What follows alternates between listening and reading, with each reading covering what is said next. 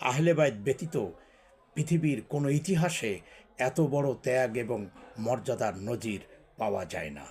নবীজির প্রিয় আহলে বাইত ইমাম হোসাইন আলাইহিস সালাতু ওয়াস সালাম কারবালার প্রান্তরে যে নিজের সর্বস্ব বিলিয়ে দিয়ে এবং সবচেয়ে বড় যেটা মস্তক পর্যন্ত তিনি দিয়েছেন, কিন্তু তিনি কখনো বায়াতে রাসূল কখনো এজিদের হাতে অর্পণ করেননি। এটাই হচ্ছে পৃথিবীর সবচেয়ে বড় দৃষ্টান্ত।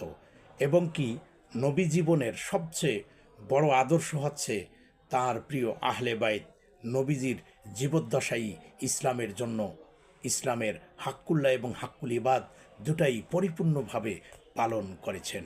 এই দায়িত্ব সুচারুরূপে অব্যাহতভাবে পালন করতে আমরা নবী পরিবারকে দেখেছি। পবিত্র কোরআনের এই সমস্ত সুস্পষ্ট ব্যাখ্যা দান করা হয়েছে।